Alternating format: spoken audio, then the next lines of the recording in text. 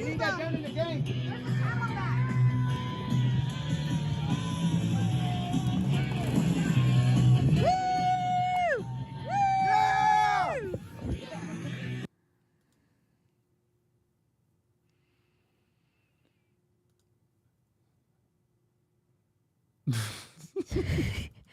Woohoo!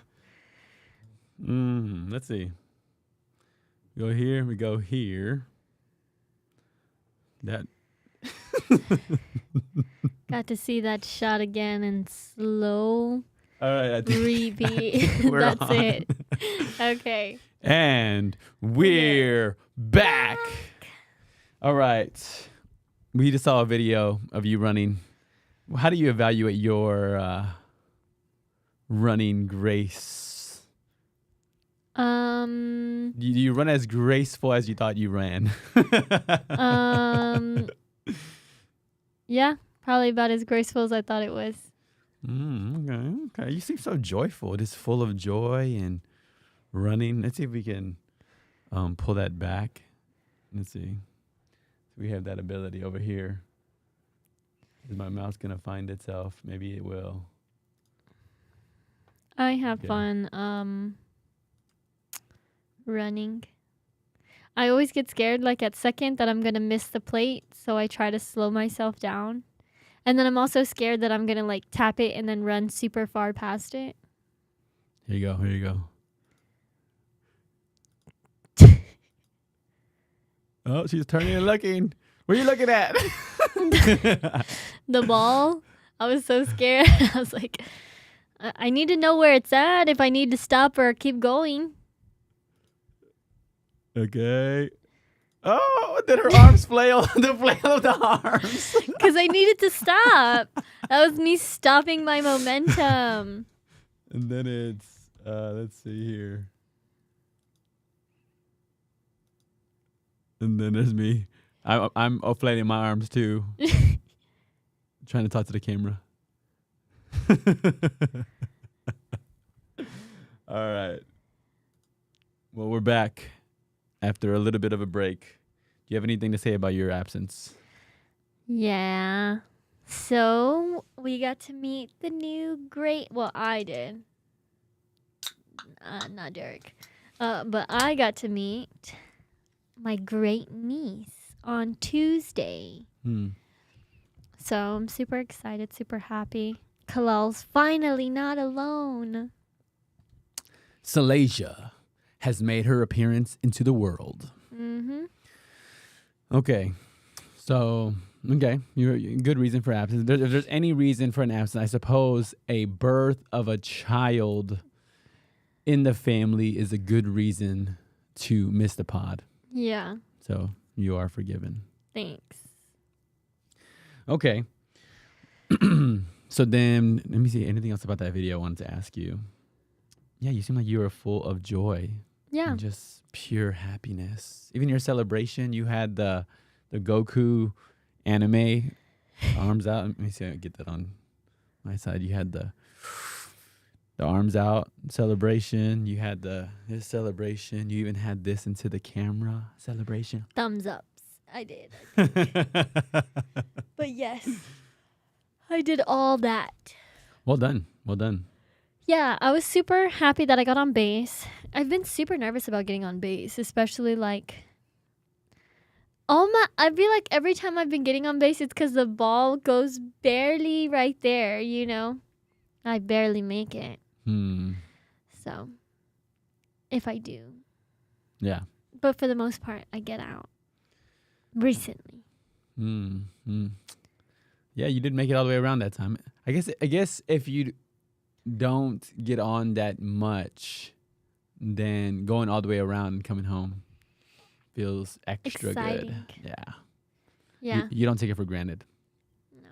Okay. Also, being in front of you, I'm always like, I gotta be ready to run, because I've seen you like be in front of, like behind other people, and then like right behind them. So then I'm like, if he's gonna be behind me, I gotta book it. Yeah. Yeah. And then even on the video, you can see where I was hesitant. I wasn't sure if you were gonna go from third to home, so I like did a skip step. I guess we could show that wonder if we got that part of the video. Let's see if it does.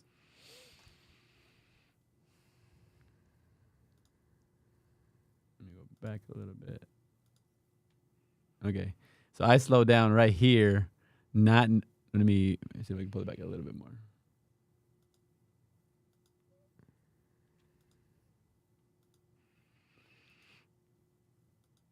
See if it gets me.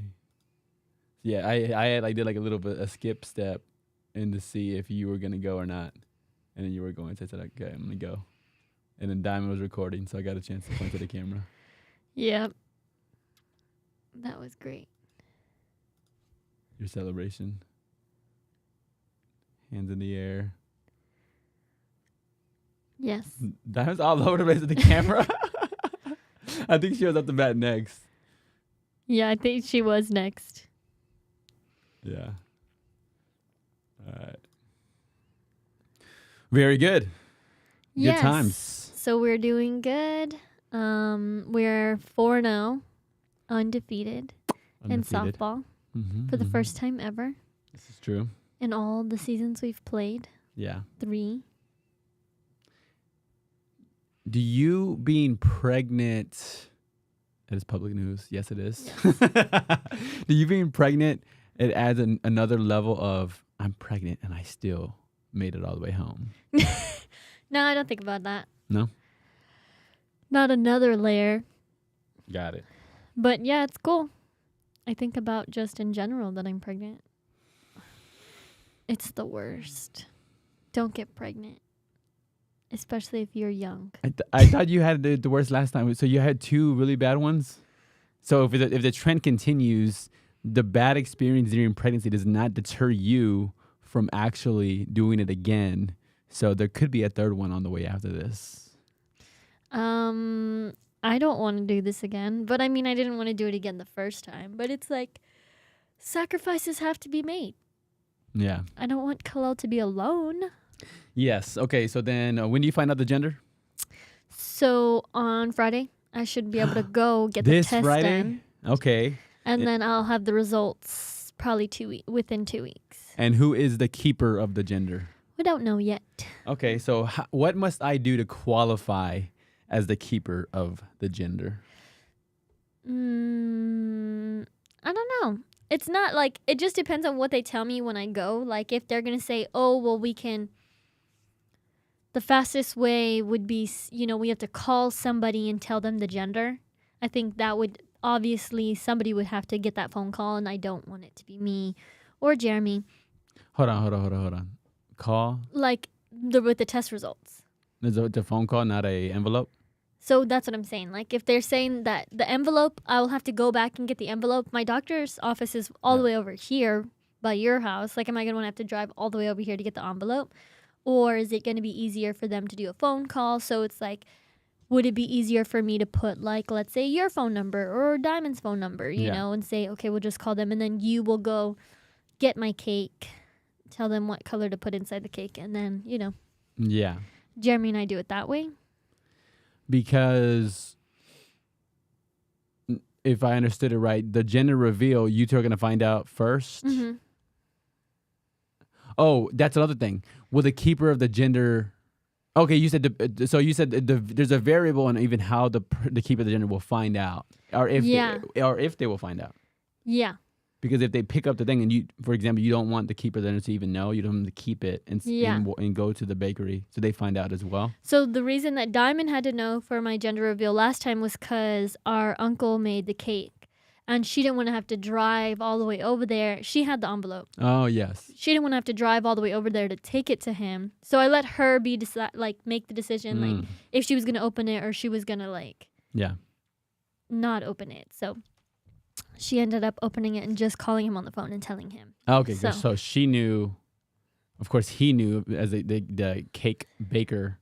Yeah. Okay. So then this time... I feel like there's no way to just do a phone call. It has to be an envelope, right? Or no? There's a possibility it's a phone call. Possibility. Okay, so then if the phone call, they'll absolutely know. If the envelope, they could know or could not know. Yeah. What do you want them to do? Do you have a preference? Or is it their choice? No preference. Their choice. Okay, back to my question of how do I qualify as a keeper of the gender? What are the qualifications? Well, I mean, you asked. So, like, right now, if there's going to be a keeper of the gender.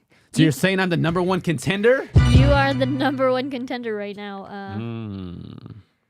Y'all hear that, everybody? All of our 3 viewers online right now, I am the number one contender as the keeper of the gender. Yes. So if there's going to be a gender keeper, it could be you. I don't even, Matt, I just saw your comments. I don't even know. Sounds like a Mean Girl scene. Don't have SEX. Okay, I forget if we could say that word or not. It's not like we're monetized or anything, so it doesn't really mean anything. I don't even know what the context of your comments. Sorry, because the comments were off. Because I looked at the camera and I said, "Don't get pregnant, especially if you're young." Okay, maybe that's what it is. All right, very good. So, No, so I'm a number one contender, but I could potentially be knocked off if somebody else wants to contend. Probably not. I'll just say, "Oh, Derek already asked. Snooze, you lose." So it's mine to lose. I can only lose it at this point. Yeah. Okay. Sweet. But yeah, I don't think anybody else is gonna be a contender. So then potentially I have to hold it. So if I know by Friday, and or you and I wouldn't know by Friday. You would know probably like a week later. So you probably know by like the 6th or 7th. So we might do 2 or 3 pods while me knowing. Wait. When are you gonna find out? I won't find out. I want to find out the day before everyone else finds out. Oh, but I will still have to hold it in even with an hour and a half conversation with you on the pod without letting you know if it's a boy or girl. He.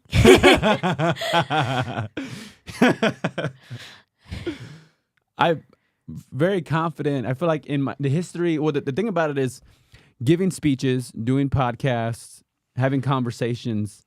I feel like accidental breaks of confidence in all of my years of doing stuff like this, I feel like it's happened maybe 3 times, again, over the last 20 years.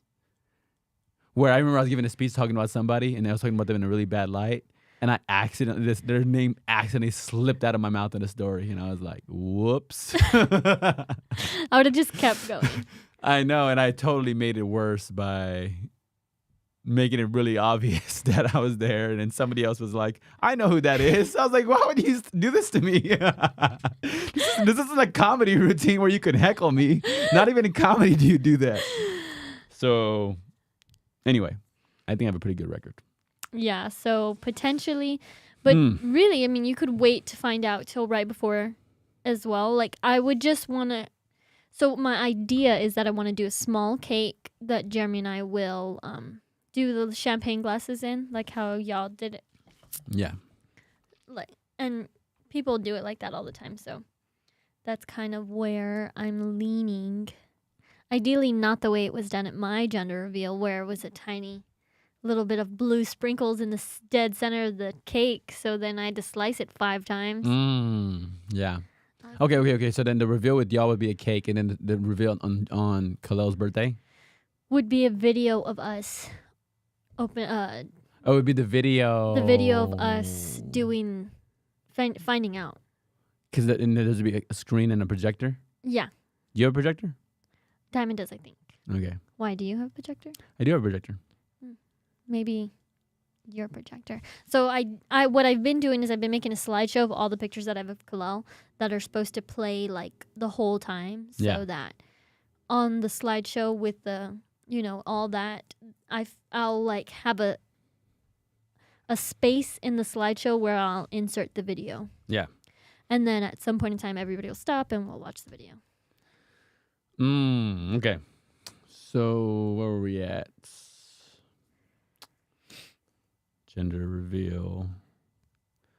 So Khalil says later on, he said, Mom, on my birthday, use it to make an announcement about my brother or sister. Yes. We're not getting everybody together twice in 1 month, Khalil. Yeah, okay. Yeah. Keeper of the gender. This is an honor I need to add to my portfolio. Yes. Nice. So. Isn't it interesting that you said yes just because I asked? So in other words, somebody could have just asked before me and they would be further in line. Yeah. It pays to ask. Yeah, like if, let's say, Erilyn or Krish or somebody said, if somebody's going to find out the gender, can it be me? I would have been like, yeah, sure. Yeah. Got it. Okay. So gender reveal, gender, keeper of the gender. Maybe I should mess up early on the pod on purpose with the opposite of what it is or what it is and keep you guessing all the way through. Do you have the boy name already? No. Just the girl name, okay. Yeah. Don't tell them. Don't tell them out there. Don't tell our four people viewers watching this pod right now. Well, you know, they say, hey, I heard a good name out there for a child, blah, blah. And then next thing you know, they talk to their sibling, blah, blah, and then their brother and blah, blah. And then next thing you know, everybody's naming their child after my child. Yeah. And what if they're further along in their pregnancy? And then you copied them. And everybody knows that I'm not a copier. This is true. We've been over this. Yeah. Okay. You got the baby coming. Baby coming. I got the baby coming. I do have to ask you, what do you think about my outfit? I brought out my African drip. Nice. Is this cultural appropriation, or can you wear African shirts? Can we wear any cultural shirts, or are we limited? I forget what this rule is.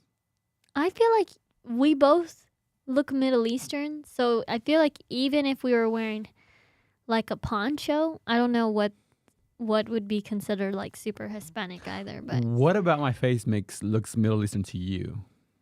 Nose, forehead, maybe eyes, the whole face. I'm just thinking. Okay. I don't know if I've ever heard you say it. I think I've heard you say you, but I also think that too. I've been asked about that. Yeah, I've been asked too. Interesting. So it's like, what if somebody else came along and was like, what are these Middle Eastern people doing eating tacos on a pod? You know, they should be eating, I don't know what Middle Eastern food consists of. Chicken. Rice. I don't know. Yeah. Okay. So, crickets. Well, I know they eat crickets in Mexico. Oh, they're saying crickets and that. Like as a nothing. Yeah. Yeah. Okay. Got it. Okay, that's the outfit. All right. Outfit. Hit I like baby your outfit. gender. Thank you. Then we have a game today. We do. Have our niece in town. Yes.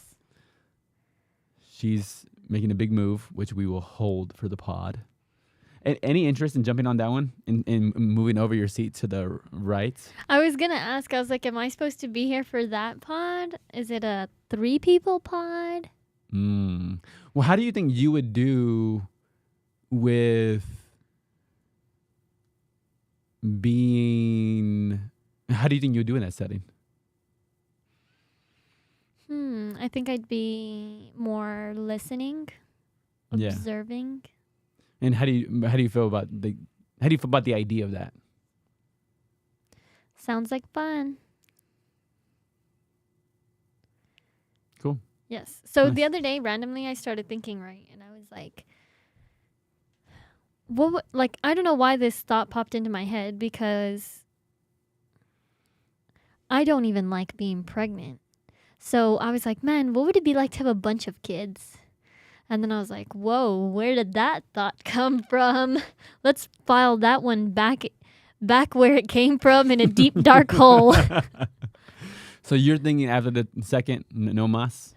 Not for a while, hopefully, because it's not for me. Yeah. Is it all the vomiting? Probably. Okay. I just don't feel good. Yeah. I don't like being tired all the time. You tired now? All the time. But I did have 4 fruit roll-ups for breakfast this Oh morning. my gosh. I suppose you can have whatever you want when you're pregnant. Is that what you craved, or is that just okay? I guess the options are: is that what was in the pantry or in the kitchen, or is that what you were craving? I bought a box of 75 and I put a bunch by my bed. And A box of 75 fruit roll-ups. Yeah. And after I ate the 3rd one, I already was telling myself, like, if you eat that 4th one, it's not going to feel good. I was already feeling like I don't feel good because that was too many. I already ate 3. But they smell so good. I know. They're like built for addiction.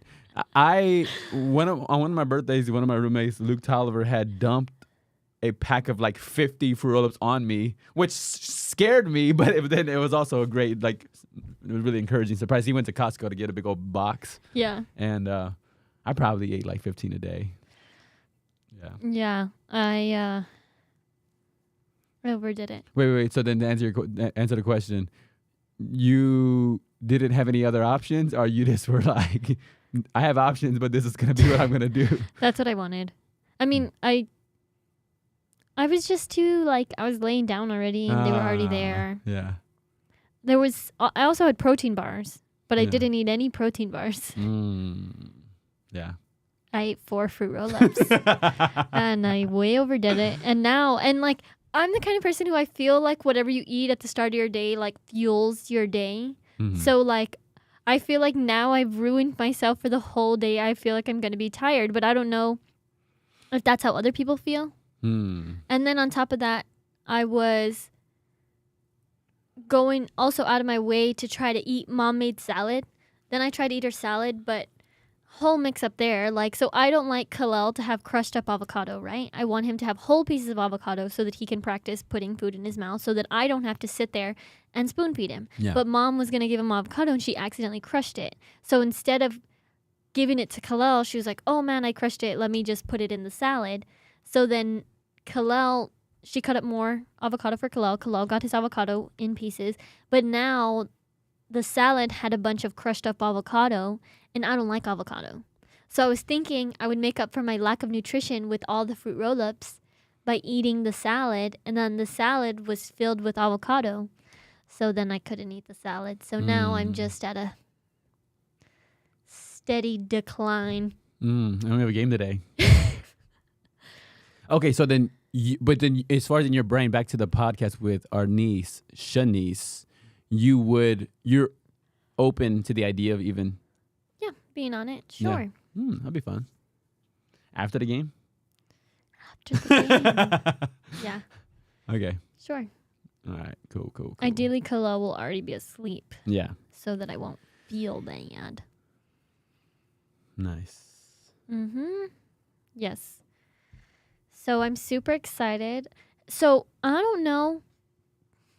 Maybe I'm cheap, okay? Maybe I don't want to spend money like that, okay? But I really wanted to do the fatheads for Kalel for his birthday. Do you know what fatheads are? Fatheads of what? Of Kalel. Oh, Kalel's himself. head. Yeah, okay. Yeah, so like a big printout of Kalel's head. Yeah. So I went to the fathead place, and they're charging like $15 for tiny fathead? fatheads. And I was like, it was smaller than a piece of paper. I was like, I could just print that on a piece of paper Yeah. and stick it to some, Yeah. whatever. So I've been doing so now, because I don't want to spend $15 each, so I went and I bought a 50-pack of picture paper for $20 at Office Depot, and I've been just printing out pictures of Kalel. And Wait, how are the fatheads going to be used? so I put them on top of the Superman's body. Okay. So, and then they're supposed to be like cut out, and then there's like the centerpieces. So they go like on the tables. So they're supposed to be a distraction from all the fly candles, because I don't want there to be flies. So I bought a bunch of fly candles, did the mason jars with the wick so that we can have like the citronella oil. Is that what it's called? Don't know. But the bug oil. Got it. So that there's no flies, and hopefully that helps, Okay. But all these things, maybe I'm crazy. Well, I think it's a nice little touch. You're using your artistic gift to be able to put on a show or put on a good time for everybody. Do you know what's on the menu? I'm asking for my pregnant wife, so I know if we need to eat before. Definitely hot dogs and burgers. I haven't decided on anything else yet. Hot dogs and burgers on the grill, or hot dogs and burgers in some hot water? Not hot water. Definitely, probably grill. Definitely, probably. Maybe oven, Oven. Got it. Okay. Probably grill. But yeah, that's it. Oh, cool. Yeah, so ideally that's what we're going to do. I'm excited. Yeah. Okay. Hello. Birthday. Niece. Right. And the question that kind of comes up when you get multiple people on the pod is any dynamic could be different and you just never really know how that's going to look. But that's cool to know that you are aware of all of that. You're aware of pivoting into a spot where you're maybe listening. So what I try to do, if I'm effective at any of this, is I try to ask questions and draw people out and chime in here and there and have perspective or whatever. I try to change it a little bit more when you and I are podding. I probably speak maybe if the listening volume is over here and the speaking volume is over here, not volume, but the knob. Then maybe I'll turn up do a little bit more speaking than maybe I normally would on a pod, and maybe a little bit less listening, so more balanced as opposed to if it's somebody I'm interviewing, then I'm definitely talking less and asking more and all of that. That makes sense. Yes. But even my responses are aimed to be responses connected to what they're saying as opposed to taking the conversation in a complete different direction. So, anyway, looking forward to that dynamic. Yeah. I do find myself getting super irritable. I don't know if I said that on our last pod too, but I do find myself getting super irritable because of, I like to blame the pregnancy and say that's what it is. Nice qualifier. So I'm going to say that's what it is. Yeah. It is when it's interesting hearing stories from other people about how crazy, like even one of our teammates was talking about how crazy his, I guess, ex-wife was during the process. Oh, yeah. And I was like, oh, that's kind of weird. Angelita does not act like that. Yeah. So. Yeah, like the other day, Mom was eating a rib really close to me. And I'm really funny about bones. Like, I think we've talked about it before that I cannot, I cannot touch the bone, so I have to always do it with a fork and a knife. Yeah. So Mom was eating her rib, super close to me, and, it had a whole lot of barbecue sauce on it, so it was, dripping all over the place. And, she was smacking it up. And I was like, can you please go eat that over there? Yeah. And then she was not having that. She got mad at me. Oh, you being triggered her. Yeah. I was like, can you please go eat that over there? It was her house? Yeah. Oh, yeah. I know what point she was making. Yeah. I was at her house. She was all,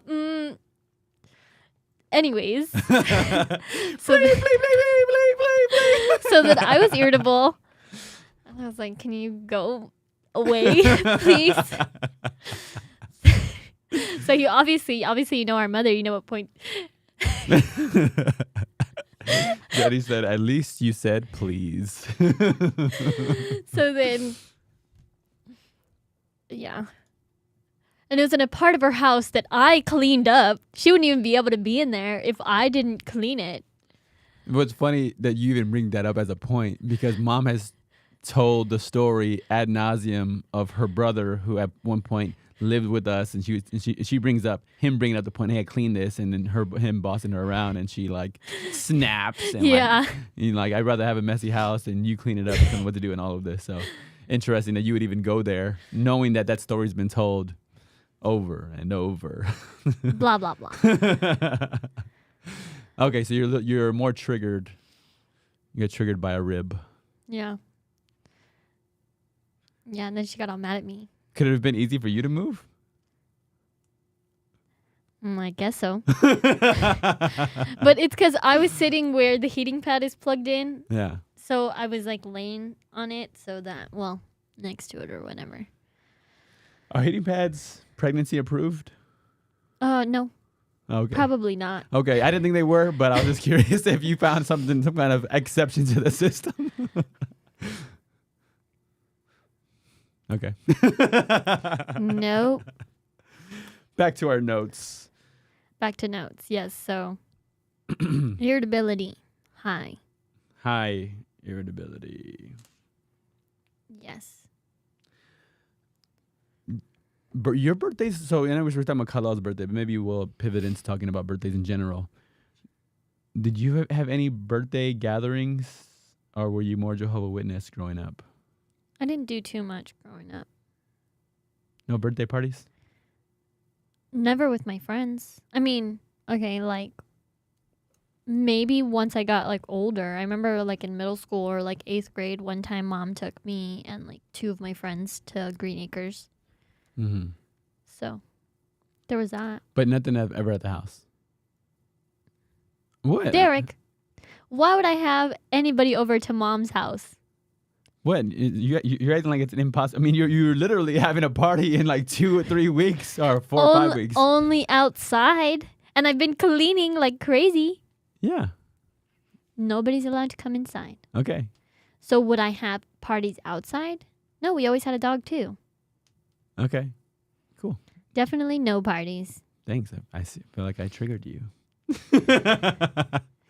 What I'm also ultimately doing in my brain is going, hey, like, one, you've heard me preach the idea that I don't believe in this idea of like perfect memories. So I believe I don't have perfect memories. So I'm like, oh, did I just forget the times where birthday celebrations? What were more of your birthday celebrations that you remember?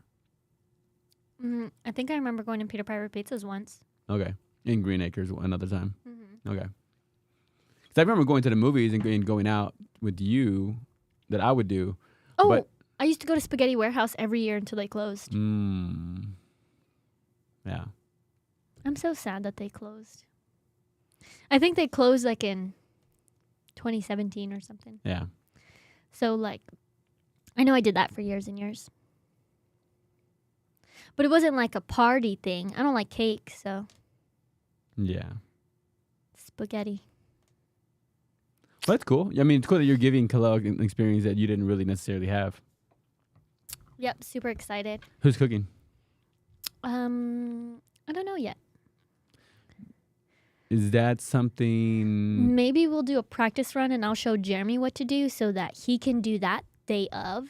Because, one, then he won't have to interact with people as much. And 2, I won't have to worry about it. Then, at any point, do you go, oh, my dad's a really good grill guy? Do you tag him or you don't know? Yeah, I mean, if he wants to make anything also.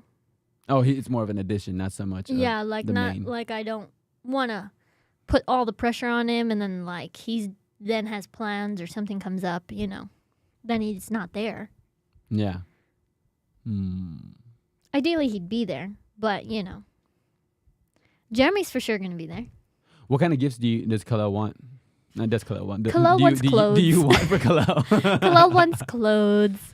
Are you a new clothes kind of person? I don't care. Okay, so hand-me-downs would be fine. He's only going to wear it once or twice. You think? Yeah. He grows pretty fast, especially right now. Okay. So he's been growing. Do you? So naturally, we have.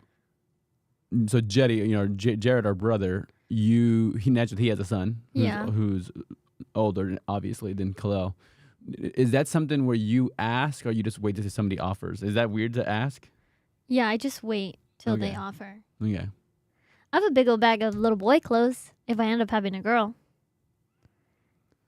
If you want any clothes. Oh, yeah, I wasn't even thinking about me. But yeah, okay, gotcha. Yeah, but I've been saving all of mine. And I'm real good about making sure to keep all the little pieces together. Yes. All right, let's talk about parenting. This is maybe the topic I wanted to talk about most. What are your worries or fears raising a son, or raising a child in this world? What are some thoughts and some fears, worries that come to mind? With Tsunamis. Global warming. Tsunamis. You think a tsunami would hit us from where we are, positioned in the state of Texas? Well, if it did, wouldn't that be super scary? I feel like it couldn't possibly. Well, then that would mean that we're sinking. We're sinking. Going underwater. Death. Okay, back to your fears. Okay, that's one of them. Okay, what else? I guess that could have been a fear without having a kid.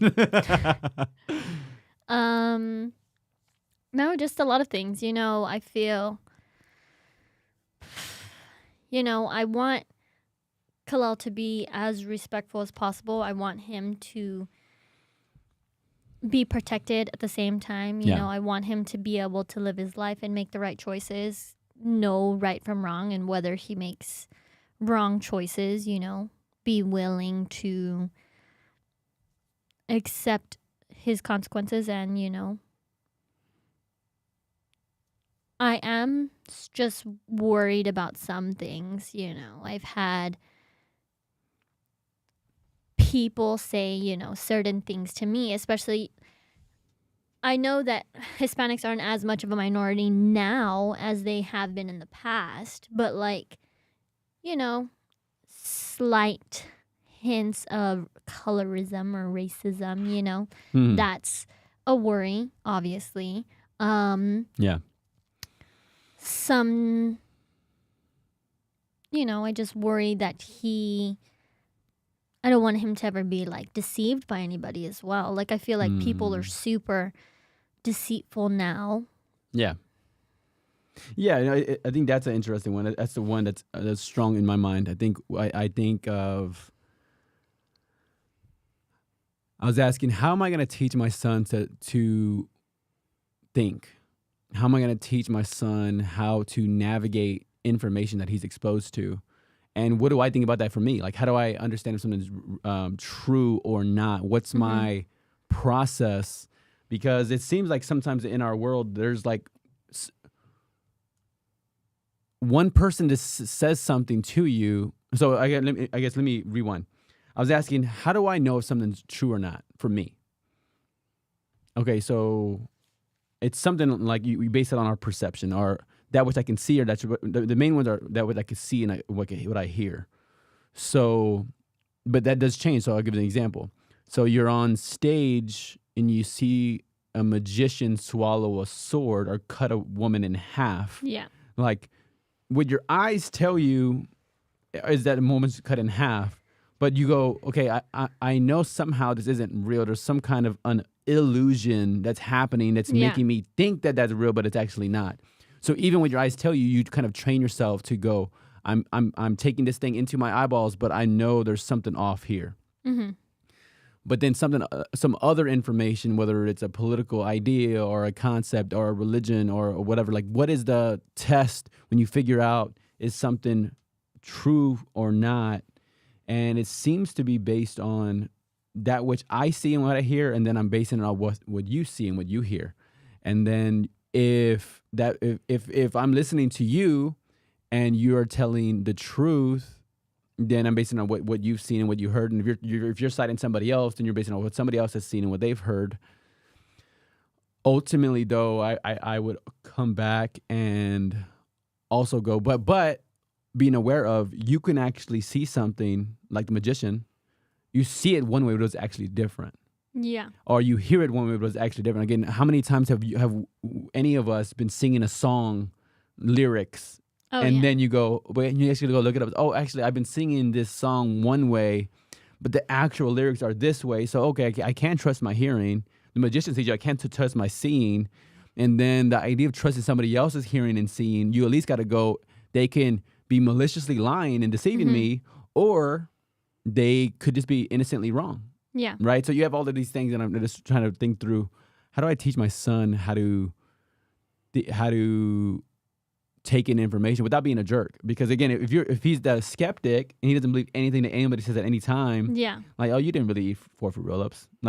What's the point of that? But you also go, when's the time where it doesn't really matter? You have the ability to discern between the two. But anyway, I related to what you talked about, being deceived, and asked that for myself too. How do I prevent being deceived? So yeah, definitely a worry. Yeah. Like when just making the right decisions. I feel like even with some things that your parents say, and I've seen like when kids go through the phase where they're asking you why over and over again, and then you say like, they say what, like, oh, we have to go to the store. Why? Because we have to get groceries. Why? Because we have to eat. Why? Because that's what our bodies need. You can go all day. So they say that when kids go through this phase of asking why, it's because they're starting to understand that there's a reason behind everything, So it's like with the parents that will entertain and will explain all these different reasons as to why they're doing all these things, they create children who understand that there's a reason behind everything. But parents who tell their children, because I said so, because you have to do whatever I say. Yeah. Because I'm the boss and you're the child and that's it. And you don't question me. So then they create children who think that they're supposed to do what the rules say and they're not supposed to push the envelope. They're not supposed to ask questions. They're not supposed to understand why they're doing anything. So then that I feel like grows into eventually they're with a partner or they're with their friends and their people are saying things and they're not questioning it because, and it's just a small thing, the asking why over and over. It's not like you're going to make that one decision and your child's all of a sudden going to be this person that gets run over and believes lies and is super gullible. I think it's a combination of that one thing on top of you being willing to sit down with your child and explain things to them, take the time to get your child to the level where they understand things. And I think being patient and being able to do that is what helps, kids not feel like they're unsure, Even if you let them know also, I'm telling you this because this is what I've learned, this is what I know, but you're also more than welcome to do your own research. You're also more than welcome to find the answer yourself. If somebody tells you that there's no reason, that's a lie because there's a reason for everything. There's a reason the sky is blue. There's a reason that, the trees grow. There's a reason for everything. So if somebody tries to tell you there's not, you can go find an answer. And, I think that helps. Yeah. And even as you're thinking, it made me process the idea of discernment and figuring out which battle to take. Because so what happens, what I've seen with my friends' kids or even my family members' kids, when we're having conversations, and then, I mean, all of us go through the process of, and unfortunately, adults could do this too, and it could be really obnoxious. And we could do this in marriage. It could be done anywhere, but you could have the person who's like, technically that's wrong, or technically, you know what I'm saying? And then and kids could go through that phase too, going, if they hear something that they've already learned is a false idea or a thought, and then learning when is it appropriate to dissent from the conversation. So an example that I use in the faith-based world, when somebody is going, that the Bible's been changed. Okay, well, let's just walk through that phrase. Okay, so if the Bible's been changed and you saw what it originally was, and then you saw what it was changed to, and then, okay, so then where did you see the original? And they're like, oh, I didn't see the original. Okay, but you said it was changed. Okay, well, I guess I really don't know it. So, okay, so then really the statement is probably a purer statement is closer to, well, the Bible maybe was changed because when you tell somebody a story, they warp it just one person over, the whole telephone concept. You tell the story to one person and they switch it up a little bit, they tell it to the next person. So if you do the telephone game, then the story's changed. So maybe that is too. Okay, so then we're still on maybe. Yeah. Because if you did a telephone game a different way, like let's say you put you did a telephone game and you put a gun to somebody's head and go, okay, I want you to memorize exactly what I say, word for word. And they have to memorize whatever, the lyrics to, or they have to memorize the Pledge of Allegiance to the flag, whatever. Yeah. That's what they have to memorize. The gun to their head, and they have to go over it 1,000 times before they say it. And you're saying that person would definitely change it to the next person? Or you're going, no, actually, is it possible it could be stayed the same? Okay, so anyway, just one example when it comes to faith, when somebody says a statement, when you go, is it important for me to hop into this conversation to have dialogue, or is it important to me to hear something and know that it's false and actually keep it to myself? Yeah. And it's not worth having the debate or having the argument and getting into the details of it. Yeah. That makes sense as well. So I think there's an element of soundness or not being deceived, as you mentioned, that fear. And then so I guess my thought process is to teach my son to not be deceived. I'm going to teach him soundness. But then to teach him to not be a jerk with soundness is this discernment. Discernment is figuring out, when do I actually correct somebody in public in front of other people? When do I execute to myself? When do I actually ask them questions out of curiosity about what they're saying, so to help them think through their perspective? And when do I back off? So I think those two skills. So when you have soundness, it can be a great skill, but it could also make you rude. It could make you harsh. It could make you have the reputation of a smart aleck or argumentative. So I could see how one, it's like, I think what we say is like a strength could become a weakness. A strength of soundness could become, now you're weak with rudeness, and you're weak with gentleness, you're weak with humility. But then so you want these and both, maybe these tandem virtues. So. Yeah.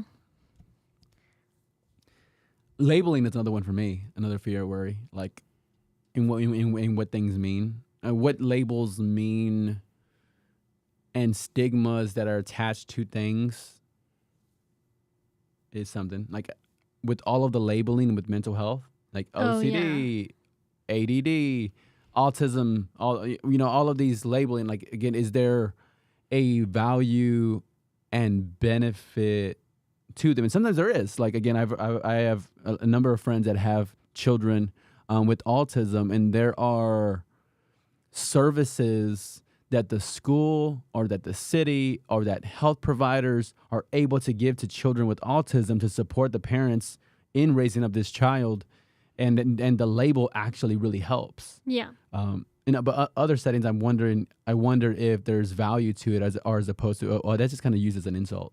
You know what I'm saying? Like, there's a difference between somebody saying, "No, I think this person has it, and I think they should get the support they need to be able to flourish and thrive." Yeah. So, I think the labels are interesting, and I try to play with labels with myself too. And go like the idea of,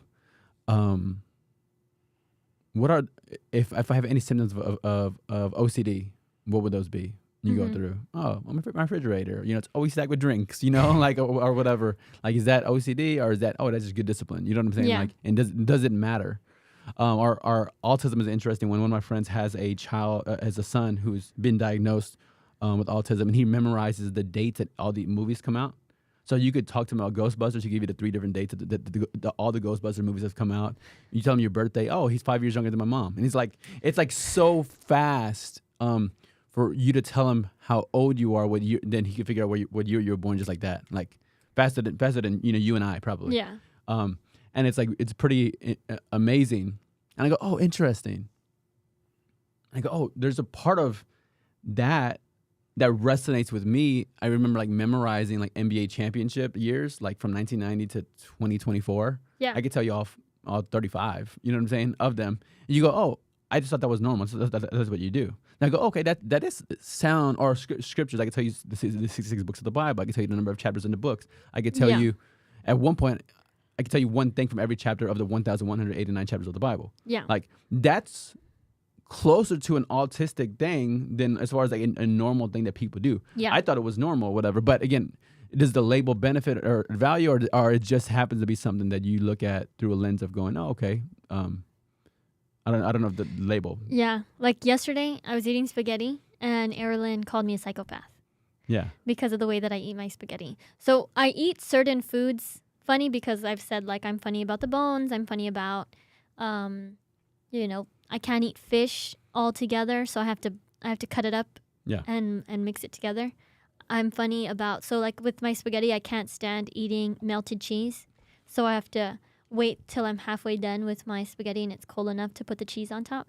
And then I only like layer it on the top layer, and then I cut it into squares, and then I eat it by the square instead of like rolling it around and putting it. Yeah. Like I'm just funny, and like I'm funny about like my burgers. I open up my burgers every single time, and I have to make sure that like the pickles and tomatoes and lettuce are all evenly distributed. Yeah. So like, I don't think there's anything wrong, you know? That's just how I prefer to eat because I feel like it tastes different when it goes in my mouth. Have you ever tried to eat something like upside down? Like, have you ever tried eating pizza upside down? I don't think I ever have, no. Yeah, I mean, so- if you count, I guess that's, if you fold a pizza, I suppose some of it's upside down, but it's also. But yeah. So okay. like if you eat a pizza just straight or if you eat it upside down, it tastes different in your mouth. Like for me at least. So I've always thought about it and I think about like my food getting smushed up in my head. Yeah. So that's just what I do. So I don't know if that like specifically falls into like a label, you know? Yeah. And it doesn't bother me. It's not a big deal. It doesn't inconvenience me other than slow me down when I eat. Right. Which also probably is the reason I'm thin. Mom always says it's because I take forever to eat. But yeah, where you could have. but it's like she was like, "You psychopath! Why are you eating like that?" Yeah. Well, yeah, we can have symptoms of obsessive, and I think it doesn't become a disorder until it's disordering or it's causing a problem in life. Yeah. And then it's the person who washes their hands too many times and then they don't get to other activities of their lives that are checking their doors if it's locked 50 times before they could actually checking leave. the stove. Now it's interfering with their livelihood, which again I think about that. You know, I know Angelita was asking me this past weekend, maybe it was yesterday. She was asking, "Are you gonna eat?" And then in my head, I'm trying to imagine like I'm stuck, like. And in my head, I'm like, is that an autistic thing? Like again, not saying that. Like, one, I've did my part to like remove the stigma, and going, if I'm stuck into her question, like, I know she knows the answer is yes, but am I gonna eat? The answer is yes, and she's trying to ask me something else. Are you gonna eat dinner? Still, the answer is yes, but I think she's asking something else. So I'm still stuck into these two questions, right? Yeah. And I'm like, and I'm trying to tell her, I'm like, I'm not trying to be a jerk. I'm not trying to be like difficult, but I'm like, is there another thing you're trying to ask me? And then and again, that could also be like ADHD as far as somebody who's obsessively focused on whatever's before them. Mm-hmm. So it could happen with me when I could lose all track of time. It probably even happened the day before you came over. I was like immersed in an activity and I'm like, how much time time doesn't mean anything if you're immersed into an activity. They say as far as like ADHD symptoms.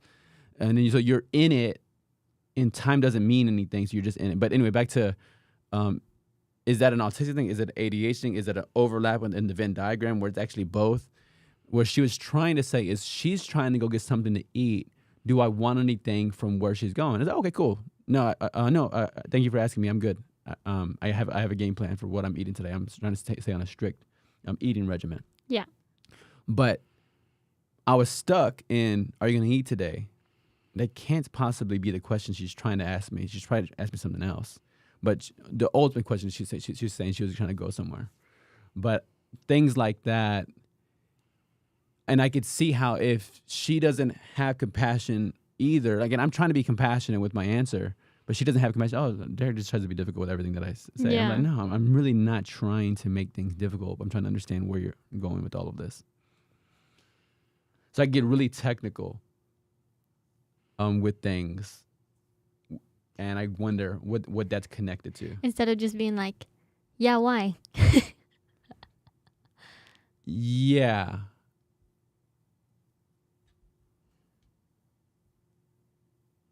Right. Or yeah, why? Or sometimes I'll try to preemptively change their question and just answer the question I think they're trying to ask me. But there's other settings where I have no idea where they're going. I'm just stuck into this one question, but it doesn't make sense why they're asking it. Yeah. That's funny. But again, back to the like trying to teach a child not to be a jerk with what's happening, because so much of life doesn't actually make sense. Or they can be in presentations at church, for example. Somebody's preaching a sermon, and the point they're making in the sermon, it might not really make sense And now all of a sudden, my son's thinking, oh, like I'm smarter than this person because he doesn't make as much sense than I would. Yeah. Okay, now you're getting into arrogance. Yeah. Now it becomes problematic when you're using that, and it again becomes a weakness. Which again, for me, I've read the books of like how do you use and abuse logic. Oh, like yeah. how to use it and abuse it. So those things are interesting to me. Or then like it's called like exegetical fallacies. It's a fancy phrase, but it's like the idea of what false ways that people think when it comes to trying to understand what somebody's actually what a text is actually saying. So let's say if you're reading the Bible and if the Bible says he who stands firm to the end will be saved. Okay, stands firm. That's not what it's saying. Like Yeah. like that's the wrong. If you said literally, if you took that literally, it's I got to stand firm.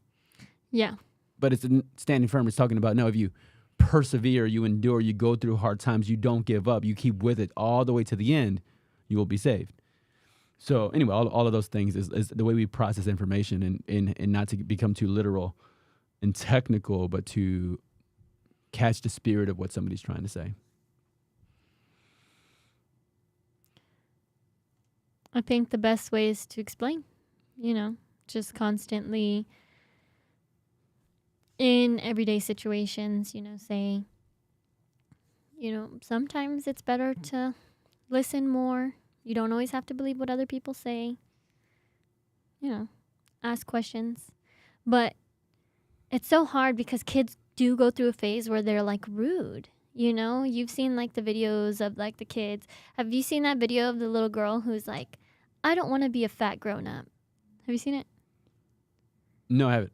So there's a little girl and she's like eating food and she goes, I don't want to be a fat grown up. And then her mom's like, what? Like, do you know any fat grown ups? And then she goes, there's one standing right in front of me. Oh my gosh. So it's like, okay. First of all, the mom was prying. Like the mom was pushing for that, Yeah. Like, but it's like as a parent, what do you do in that situation? Do you tell your child, okay, it's rude to say that to people, like, is this child now going to go out and go to school and have like a teacher who's overweight or another child who's overweight and then say stuff? I know like one time when I was in elementary school, I've always been real skinny, right? So I've always been real skinny. It's like one time this girl, I guess she was feeling some type of way about her weight. She was like, oh, my mom says that anybody who's skinny when they're little is going to be fat when they're old. Anybody who's fat when they're little is going to be skinny. So you're going to be fat and I'm going to be skinny. I was like, okay. Like, I guess her mom was trying to make her feel better, Right, which I understand. Yeah. But then she came and she told me that. And then I'm going home and I'm like, Mom, I'm going to be fat or what? Like, you're keeping secrets from me or what? So... No, but it's real, and it's something I think through. Like, how do parents think through diet? Like, I'm not talking about diet. Oh yeah, and the little girl in the videos eating chicken nuggets and French fries. Right, like eating regimen, and especially there's so much information that we have nowadays when it comes to macros and caloric counting and protein intake and Red 40. The food dyes, and then how much.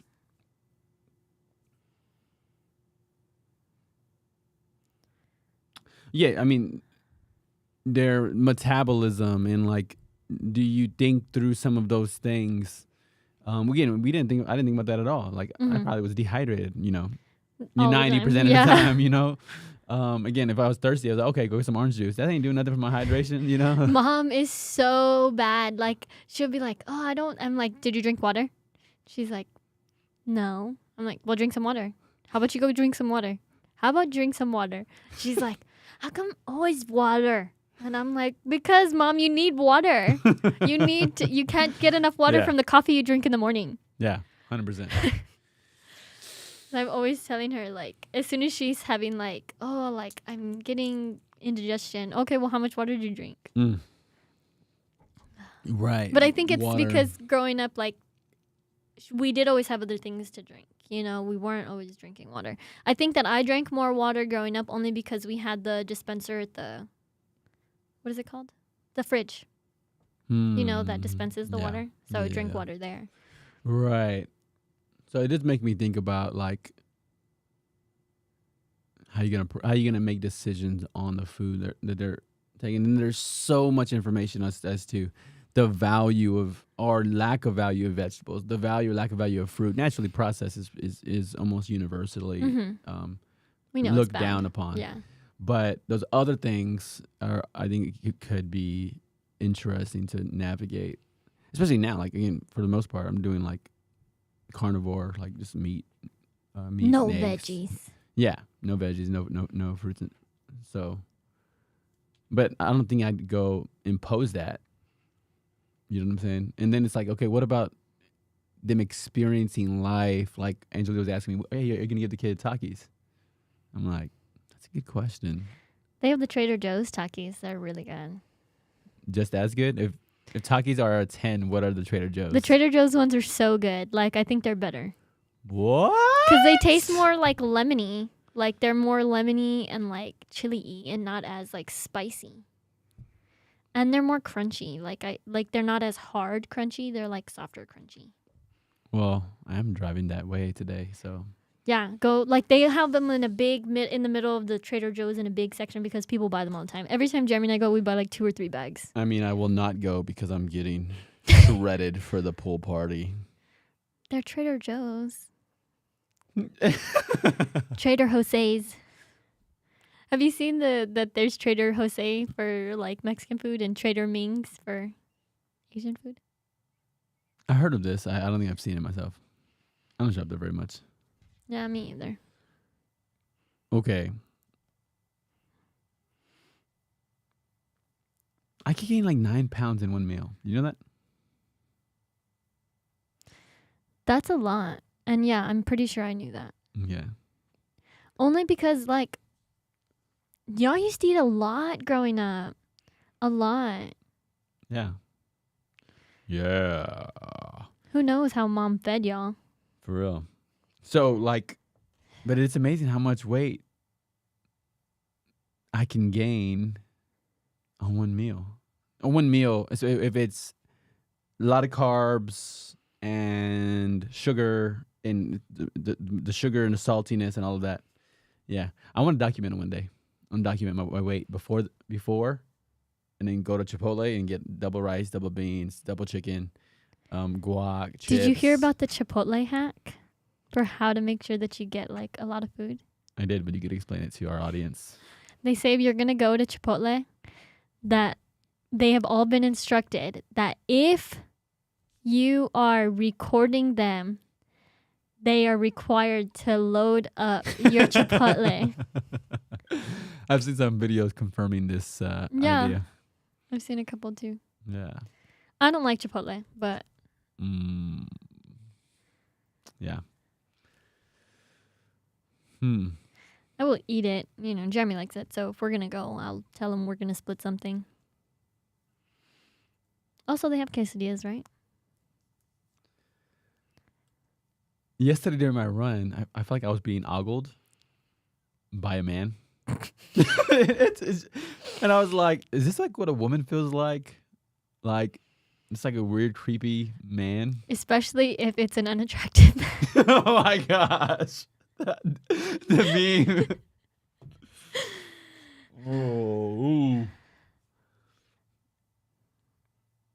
How do you even exist as a woman?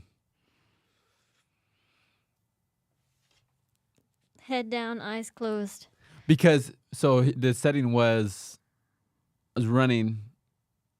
He rolls down the window, and I was like, once she was gonna ask for help or whatever, and I'm like, if he ain't asking, I'm just gonna keep on moving. But I'm aware, like, and then drives up and then rolls. So that was his driver's side window. So I run around because he's kind of pulling out to the road that I'm running on, and then he pulls up so I run around him. His passenger side window's closed, so I was okay, cool. He's not. I thought he might have asked for direction or something like that. I don't know. But then he pulls up next to me, slows down, and then the passenger side window goes down.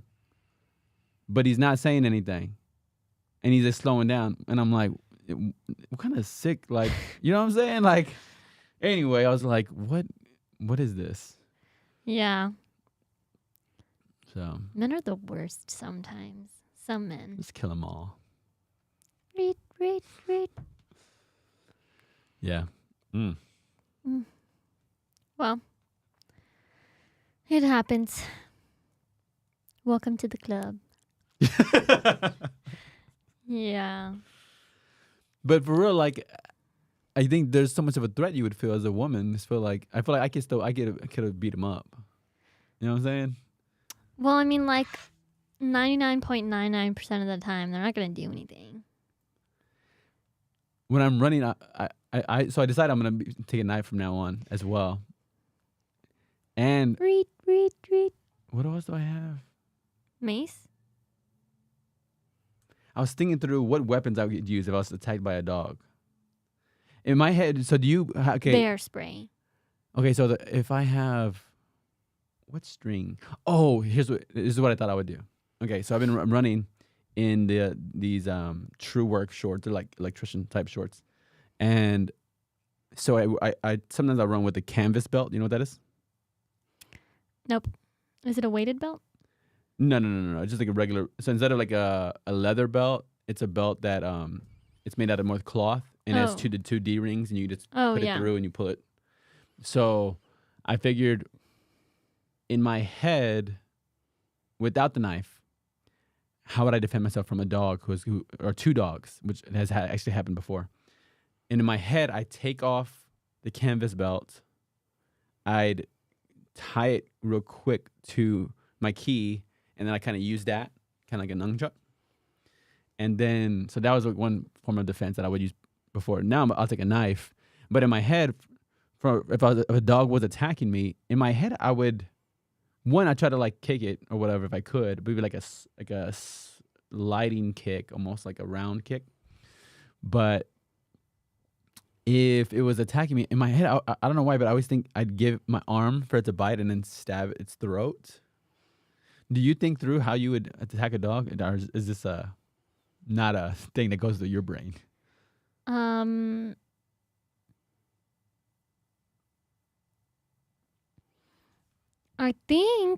don't think I've ever sat down and thought through the process. No.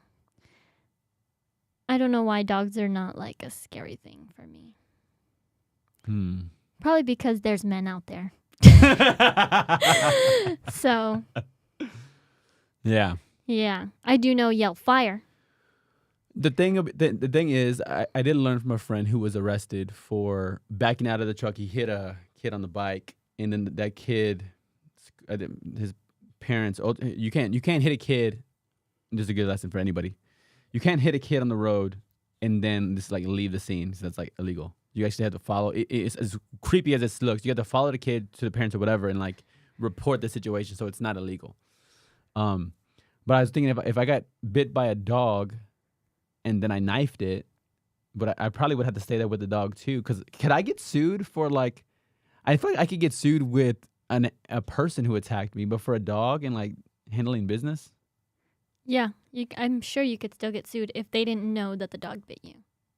But I'd probably have a bite mark. That's why. Yeah, that's what I'm saying. But if you weren't there, I feel like though, there's cameras everywhere, and it would show that they were the aggressor. You'd think there's cameras everywhere. Yeah. Maybe not. What are you doing? Is this a normal practice? This is salt. Yes, I am aware. And it's good with mineral water. Oh, I did not know that. Okay. Is this a common thing that people do? Yeah. Well, do you know anybody else that does it? My dad does it. With mineral water? Yeah, Topo Chico. Okay. I've never seen him drinking mineral water before. Yeah, really? No, it's like beer. Yeah, my dad drinks mineral water. Okay, cool. If he's not drinking beer. Got it. He's not a big water drinker either, I guess. Yeah. But yeah, it's really good. I like it.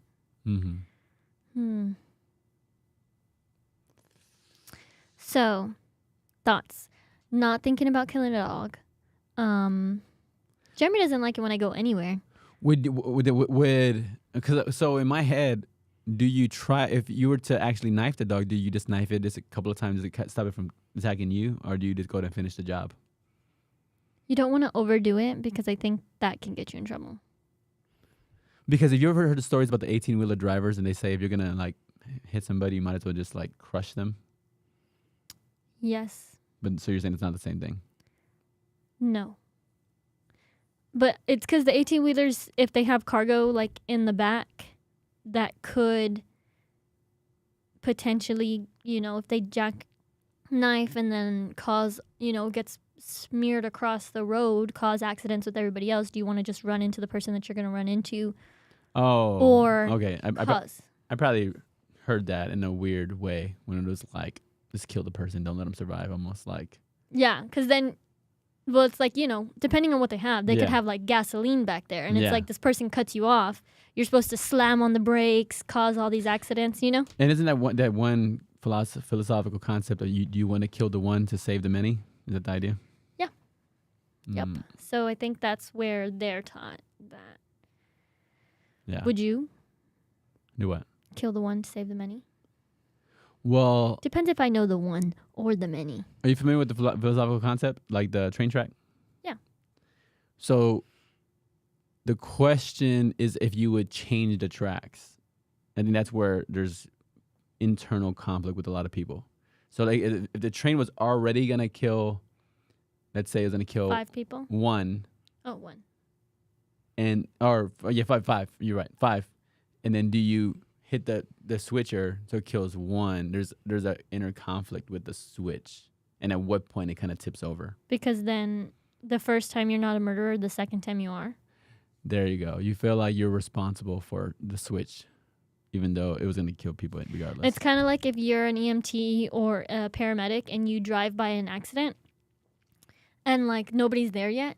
So like you see the accident happen as an EMT or a paramedic, you can keep going. Like any doctor, anybody in the health professions can keep going, can leave and not stop. But once they stop, they're now responsible. So like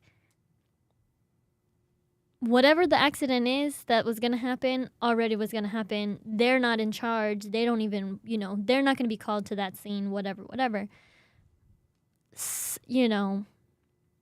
But if you stop, then you have to stay there, and now you're responsible. But people could still die. Like, I think it's the same thing. Like, do you want to accept responsibility? I don't know. I feel like as an EMT, you drive by and you see somebody, like, dying, and then they die. If you don't know about it, do you feel bad? 5 people die. You don't know about it. You don't feel bad. As an EMT or a paramedic or a doctor, you could have stopped and saved them. Were you going to feel bad later? Are you going to feel like you could have done something? Is it going to be better for your conscience, Or if you stop and then you kill someone, All those things. I think that you're going to be responsible either way. I think if you have the option to pull the lever, that means you're responsible for any of the deaths. So you would be okay with pulling it for killing the one to save the 5? Yeah. But, I mean, unless I know the one, and I don't know the 5.